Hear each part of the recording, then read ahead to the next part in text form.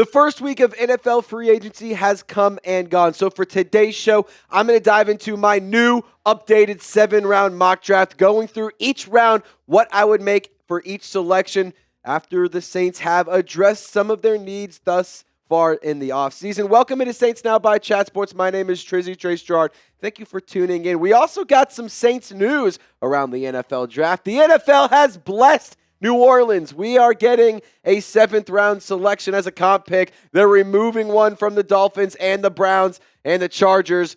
We get one of those picks, so that's pretty sick. Originally, the Saints didn't get a comp pick, which I know it's for the finances and all that kind of stuff, but it sucks that you didn't get one for Zach Bond after the insane season he had. But the selection that they're adding is number 254 in the 7th round, previously the Browns pick. So that being said, we're going to dive into all 7 rounds of my mock draft really quick. I want you to hit your boy up on Instagram. I'm trying to grow my platform. I've been having a lot of traction on TikTok, and I've had a lot of traction on Twitter, but I need you to hit me up on Instagram. I post over there as well, and if honestly, I think it might be some of my best content. TraceGerard48_, that's the @ You can find the link in the comments and description of this video. If you DM me your draft target, your top draft target, I'd love to chop it up with you and have a conversation. I love talking with the Who Dat Nation, and I love posting on Instagram, so hit your boy up. Alrighty, round 1, number 9 overall. Like I said, no trades are going to be in this one, but I'm just going to go ahead and say it. This is an easy selection. Tet McMillan, number 9 overall, the wide receiver out of Arizona. There is literally no reason why you should let this pick come and go. You have to draft Tet McMillan if he's there at number 9 overall. He is an incredibly talented player with a massive frame at 6'4", 219 pounds. He moves smoother than butter, and he is a very stellar athlete. Not just before the catch, but especially afterwards, too. He is a walking highlight reel. The way he can contort his body, the control he has in the air of his body is absolutely astonishing.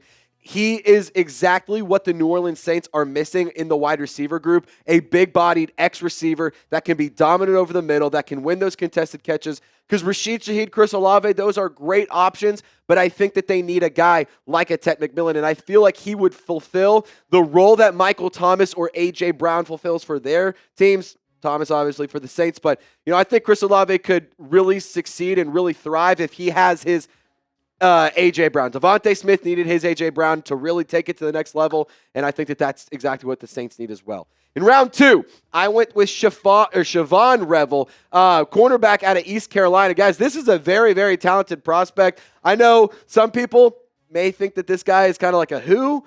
East Carolina? Why do we go with this dude? Well, I'm here to tell you, the only reason he is a 2nd-round selection in this mock draft is because he got injured, and he's just absolutely stellar. The pros for him, he has a crazy arm length.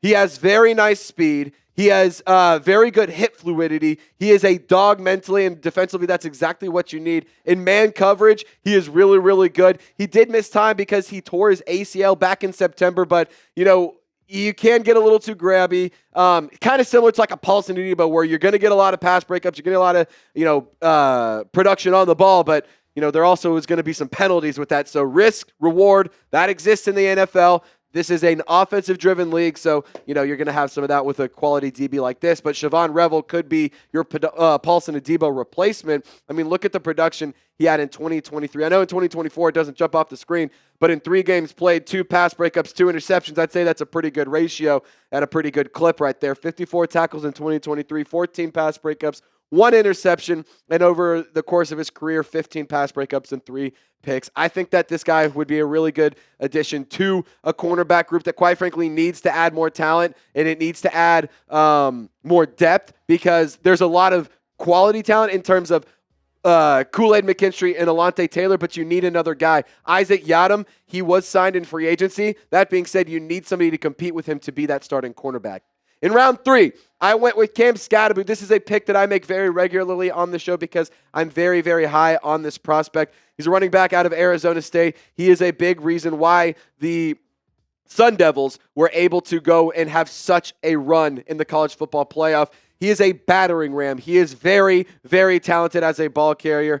He is a north and south runner, but he's also a reliable pass catcher. And, considering his size and considering the skill set, it's pretty impressive with how well he's able to move laterally, I should say. Not just moving north and south, but he can move east and west, create space, get his jukes, be agile, and be a wrecking ball as well, running between the tackles. I think that he is also a very proficient pass catcher. You see it, almost 500 receiving yards, 19 total touchdowns. And like we saw in the college football playoff, he is an absolute fighter. He is an aggressive football player. And I think that a guy like him could absolutely be loved in the city of New Orleans. And honestly, he would be a great compliment to what Alvin Kamara does now.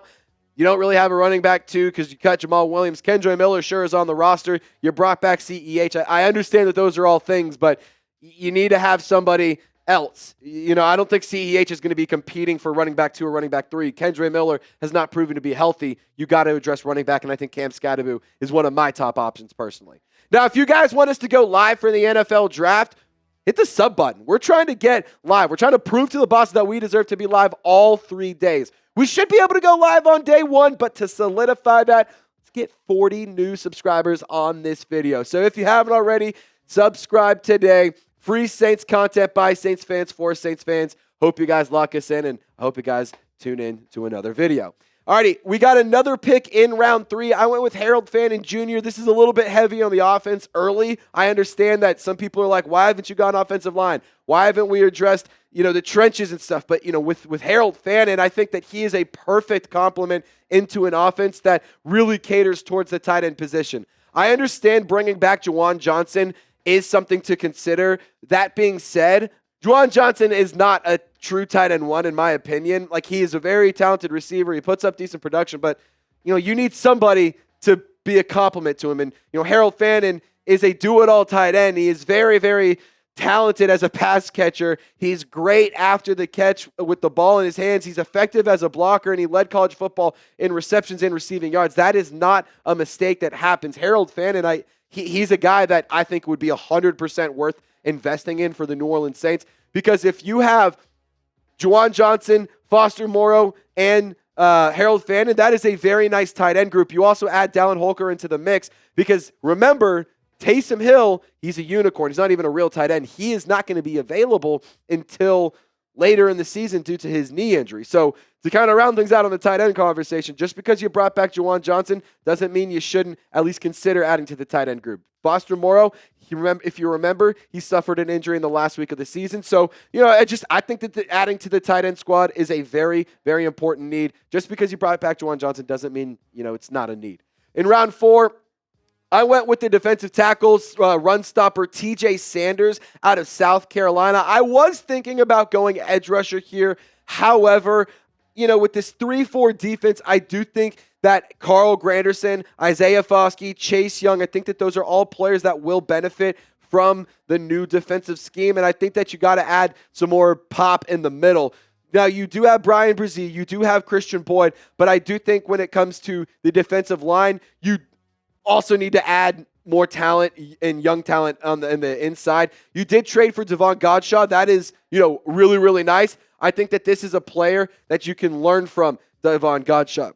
I think that he's also a player who has flashed as a pass rusher up the middle. In that 3-4 scheme, he can succeed in different techniques, and the Saints are going to show multiple techniques on the defense. It's not just going to be strictly 3-4. It's not going to be strictly 4-3. I think it's going to be a little bit of a hybrid of both. So TJ Sanders, he had some decent production, 4 sacks last year, 7 tackles for a loss. He had a handful of pass breakups as well, and 50 total tackles. I don't think that this is a horrible pick. It's not my favorite pick I made this round or throughout this draft, but it was one of the best players available according to the PFF mock draft, and I just really wanted to get a quality defensive lineman, and I think TJ Sanders could be a good option. And I was thinking about going the edge rusher out of UC or out of Central Arkansas.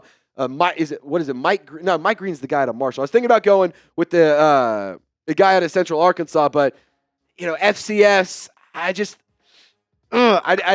wanted to go with somebody who's done solid production at a high level, just not at the FCS level, I should say. That's, roast me in the comments. Where would you focus during the NFL draft? Would you go offense or would you go defense? I have been a lot of offense on this draft. There is going to be more defense. Hold tight. Trust me on this. Just type O or D for offense or defense. Now, also, while you're down in the comment section, look for this link. I saw this hat drop on Fanatics. I already ordered mine. You can get yours, chatsports.com/Saints hat.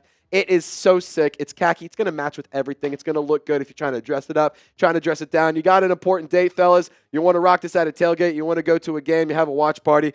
I'm telling you, this is a great hat and a great option for you. Link is in the comments and description. Get it today. Alrighty, sticking around in round 4, I went with Willie Lampkin, this guard out of North Carolina. And this is a guy who I also have taken before in mock drafts. I think that he is a really sneaky option. He is undersized. I'm going to start off by saying that he needs to prove that the size is not, or he needs to prove that size doesn't matter. Giggity. That being said, at 6 foot, 290 pounds, he's very, very versatile, and he has played at all 3 interior spots on the offensive line at a very high level. So that's something that I personally find value in. Nick Saliveri is a guy that you traded up for in the NFL draft a couple of years ago, and he does have the ability to move around. He just hasn't really been unlocked, and he hasn't really broken through as like a high-quality offensive lineman. So, in my opinion, guard is a big-time need for the New Orleans Saints, and I would go and add Willie Lampkin. And, look at the PFF numbers. He's been pretty solid. Only 4 quarterback hits, 8 pressures, 0 sacks allowed. I think that this is a good option on the interior offensive line. Now, no 5th-round pick, so we got to go straight to the 6th round. I went with Malachi Moore, safety out of Alabama. PFF rated this pick an F. PFF doesn't know ball. I think Malachi Moore is an absolute stud. Maybe this was a little bit of a reach, but I'm a believer. If you want your guy, go get your guy. I like Malachi Moore. I think he's a ball hawk, and I think that he has really good range. And, I think that he could be a really good fit in this Saints defense. And to be totally honest, I like him learning from guys like Tyrann Mathieu, and I like him learning from guys on the roster like Justin Reid. Like, I think that there's a lot of nice veterans on the defense, especially Demario Davis and especially Cameron Jordan. Like, you have guys on the roster that can pour into Malachi Moore and can help him learn the game even better. And, I will say this, he's very, very versatile as well, and that's a word that I love. He can play high, he can play low, he can play the slot. He's effective as a special teamer, so, he can carve out a role for himself. And, to be totally honest, JT Gray ain't getting any younger.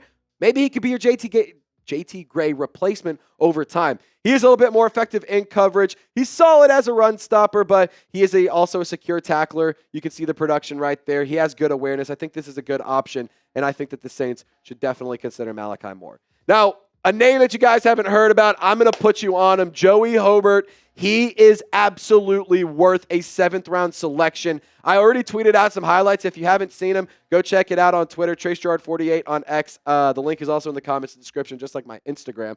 But, guys, this is a really, really sneaky good pick here. Might be the steal of the draft. And I'm not even going to sit here and say you have to draft him. You might be able to find him as an undrafted free agent, but I'm in love with this kid, so I went ahead and took him. He's a slot specialist. And why do I want a slot specialist? Well, I saw what Ladd McConkey did for the Chargers, and I said, I want a little bit of that. I think that Derek Carr could benefit greatly from having a slot specialist. Remember his time with Hunter Renfrow? They literally had a connection, and Hunter Renfrow gained the nickname Third and Renfrow because he was a very reliable target for Derek Carr. He has great contact balance. He plays to win every single snap, plays with his hair on fire. He is a gamer. He is a dog. He was very good for the Texas State Bobcats. I got to watch him in the First Responder Bowl. Didn't have a ton of production in that game, but I'll tell you, every single play, every single snap I got to see of him this season, he was fighting to win every rep, and I think that he deserves a chance at the NFL, and I would love to see this guy be a New Orleans Saint.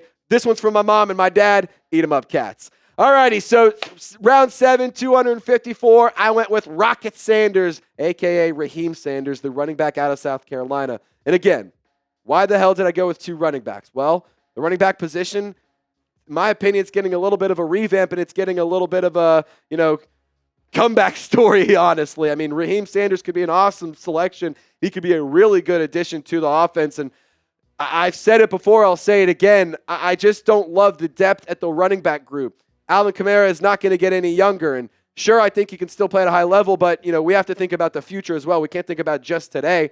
This is a guy, I've seen him play at Arkansas. I've seen him play at South Carolina. He has really, really good contact balance. He is an absolute firecracker. He is a big play waiting to happen. Surprisingly good agility. I mean, he's literally 0% body fat. He is pure muscle, 6 foot, 230 pounds. If he tried to lose any weight, it would be losing muscle. Like, there's no fat to burn. It's absolutely incredible. He is a very talented football player, also has some receiving ability. I think that this is an option that the New Orleans Saints absolutely must consider.